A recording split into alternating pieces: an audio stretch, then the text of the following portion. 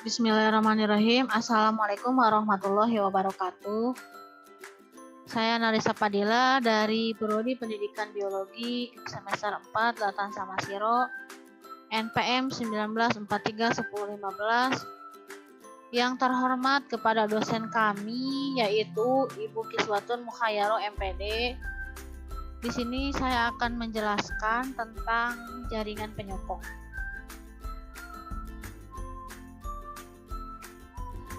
Baik, yang pertama saya akan membawakan materi tentang pengertian jaringan penyokong, yang kedua yaitu karakteristik jaringan penyokong, yang ketiga yaitu fungsi jaringan penyokong, yang keempat yaitu jenis jaringan penyokong, yang kelima jaringan Colen-Kim, yang keenam jaringan Sclerenchyme, dan yang ketujuh yaitu perbedaan Colen-Kim dan Sclerenchyme. Nah, di sini ada pengertian jaringan penyokong. Jaringan penyokong adalah jaringan yang menunjang bentuk tubuh tumbuhan. Jaringan penyokong ini disebut juga jaringan penguat. Kenapa demikian? Karena dia memiliki dinding sel yang tebal dan kuat. Selanjutnya ada karakteristik jaringan penyokong. Yang pertama yaitu memiliki sel yang tebal dan kuat. Dan yang kedua yaitu mengalami spesialisasi pada sel-sel mekanis. Selanjutnya ada fungsi jaringan penyokong. Nah, di sini ada jaringan penyokong yang pertama yaitu menyokong bagian-bagian tumbuhan. Yang kedua ada menegakkan batang dan menguatkan daun. Yang ketiga yaitu melindungi tumbuhan dari gangguan mekanis. Next, di sini jaringan penyokong ada dua jenis. Yang pertama yaitu jaringan Colen-Kim dan yang kedua yaitu jaringan Sclerenchyme. Next, nah di sini ada jaringan Colen-Kim. Apa sih yang dimaksud dengan jaringan Colen-Kim? Colen-Kim terdiri atas sel hidup yang terbentuk agak memanjang dan biasanya berdinding tebal. Colen-Kim ini berfungsi sebagai jaringan penyokong pada organ muda yang sedang tumbuh. Nah, contoh jaringan Colen-Kim ini yang ada kotak ini nih. Ini adalah jaringan Colen-Kim ya. Pada organ tumbuhan, menerna dan bahkan pada organ dewasa. Nah, jaringan Colen-Kim ini terdapat sel-sel dinding yang primernya mengalami penebalan. Nah, ini dia penebalan. Banyak terjadi di sudut sel. Nah, ini ya. Colen-Kim ini juga bersifat plastis sehingga dapat menegang secara tidak kembali ke bentuk semula yang dengan adanya pertumbuhan organ. Kita next. Di sini ada macam-macam Colen-Kim.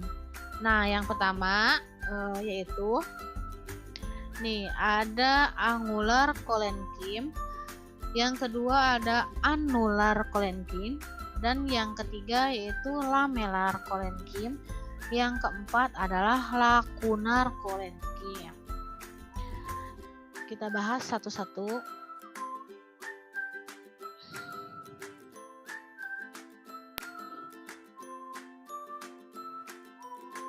Nah, di sini yang pertama ada bisa kita lihat gambarnya ya, ada Colen-Kim angular.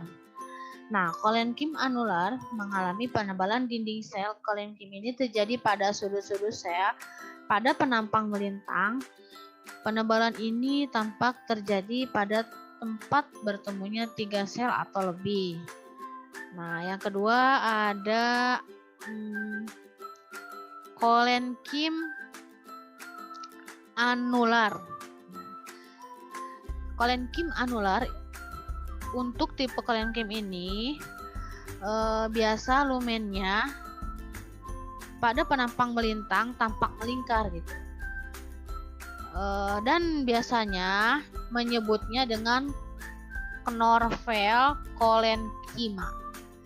Pengamatan terhadap kolenkim cincin atau kolenkim anular tampak ada penebalan dinding sel secara terus-menerus, sehingga lumen sel akan kehilangan sudut bentuknya. Nah, yang ketiga di sini ada kolenkim lamelar. Kolenkim lamelar, penebalan dinding sel kolenkim ini terjadi pada dinding tangensial sel. Kolenkim lamelar terdapat pada korteks batang dan tangkai Chusea amorsacia. Yang ketiga yaitu ada yang keempat itu ada kolenkim lakunar. Yang terakhir, penebalan dinding sel kolenkim ini terjadi pada dinding yang berbatasan dengan ruang antar sel.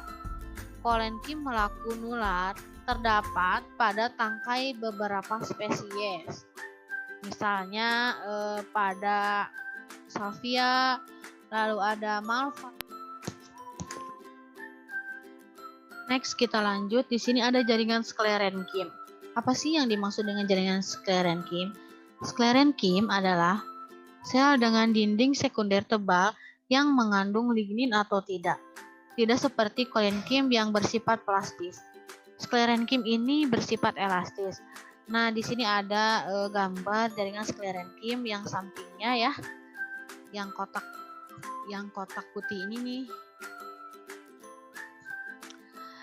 Jadi jaringan sklerenkim ini terdapat pada organ-organ tumbuhan yang telah dewasa seperti daun, lalu ada batang, lalu ada akar, lalu pada kulit kayu. Next kita lanjut ke macam-macam sklerenkim. Nah, yang pertama di sini ada sklereid. Nih, yang ini sklereid. Yang kedua ada serabut sklerenkim. Serabut sklerenkim.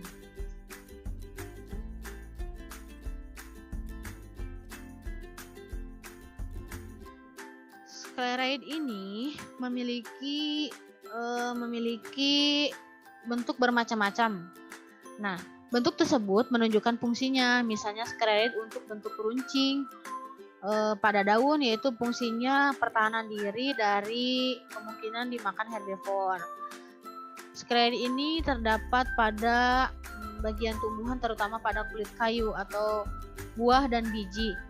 Nah, yang kedua ada ini nih, serabut sklerenkim.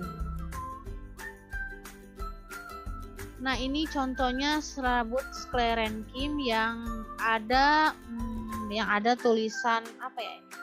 Fibers. Nah, biasanya juga serabut sklerenkim disebut dengan fibers. Serabut ini terdapat dalam bentuk untayan atau anyaman. Nah, biasa kita pakai atau di daerah-daerah ya, di kampung-kampung sering dipakai dengan anyaman yang contohnya pada tempurung kelapa itu adalah serabut sklerenkim. Next kita lanjut ke perbedaan kolenkim dan sklerenkim. Nah, di sini ada perbedaannya. Yang ke satu yaitu kolenkim.